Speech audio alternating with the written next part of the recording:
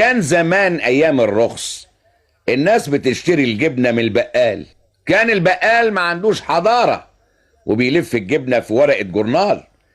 سيد افندي ياكل الجبنة ويقرا الورقة اللي كانت فيها الجبنة. بعد سيد افندي ما كل جبنة بقى مثقف. من يوميها حب الثقافة، لقى طعمها زي طعم الجبنة البيضة، من غيرها الدنيا مش حلوة. ما علينا. سيد افندي بعد ما بقى مثقف بقت له افكار مختلفة. مراته بتقول له مرة: ايه رأيك في خالتي يا سيد؟ قال لها: لسانها زي السكر. قالت له: يعني ايه؟ قال لها: يعني لسانها حلو لكن مؤذي. مراته ما فهمتش، قالت له: انت بتتريق عليا يا سيد؟ قال لها: عيب انا اتريق عليكي؟ انت معلوماتك ناقصة. السكر حلو ولا مش حلو؟ قالت له: حلو. قال لها: تعرفي انه مؤذي ولا مش مؤذي؟ قالت له: السكر مؤذي في ايه؟ قال لها: ايوه، ده سؤال وجيه. اول مرة تسأليني سؤال وجيه من ساعة ما اتجوزنا من 40 سنة. يا سلام، 40 سنة متجوزين، مش حاجة عجيبة دي؟ مش حاجة ما حصلتش دي؟ قالت له: عجيبة في ايه يا سيد؟ ايه اللي عجيب في الجواز؟ سيد افندي قال لها: 2 مؤبد، بقالنا عايشين مع بعض فترتين مؤبد. المؤبد اللي بياخد حكم مش بيقعد 20 سنة؟ قالت له: اه. قال لها: خلاص، انا خدت حكمين، قعدت 20 سنة و20 سنة وراهم. صبر عظيم، صبرت ونلت صحيح. مرات سيد افندي قالت له: انا ما احبش انك تتكلم على خالتي.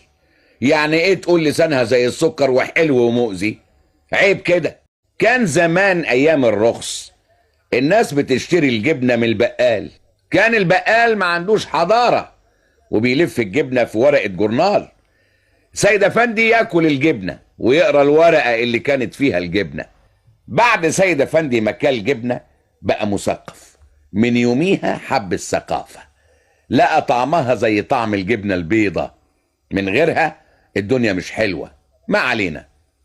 سيد افندي بعد ما بقى مثقف بقت له افكار مختلفة. مراته بتقول له مرة: ايه رأيك في خالتي يا سيد؟ قال لها: لسانها زي السكر. قالت له: يعني ايه؟ قال لها: يعني لسانها حلو لكن مؤذي. مراته ما فهمتش، قالت له: انت بتتريق عليا يا سيد؟ قال لها: عيب انا اتريق عليكي؟ انت معلوماتك ناقصة. السكر حلو ولا مش حلو؟ قالت له: حلو. قال لها: تعرفي انه مؤذي ولا مش مؤذي؟ قالت له: السكر مؤذي في ايه؟ قال لها: ايوه، ده سؤال وجيه. اول مرة تسأليني سؤال وجيه من ساعة ما اتجوزنا من 40 سنة. يا سلام، 40 سنة متجوزين، مش حاجة عجيبة دي؟ مش حاجة ما حصلتش دي؟ قالت له: عجيبة في ايه يا سيد؟ ايه اللي عجيب في الجواز؟ سيد افندي قال لها: 2 مؤبد، بقالنا عايشين مع بعض فترتين مؤبد. المؤبد اللي بياخد حكم مش بيقعد 20 سنة؟ قالت له: اه. قال لها: خلاص، انا خدت حكمين، قعدت 20 سنة و20 سنة وراهم. صبر عظيم، صبرت ونلت صحيح. مرات سيد افندي قالت له: انا ما احبش انك تتكلم على خالتي. يعني ايه تقول لسانها زي السكر وحلو ومؤذي؟ عيب كده.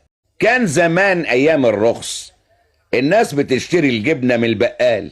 كان البقال ما عندوش حضارة وبيلف الجبنة في ورق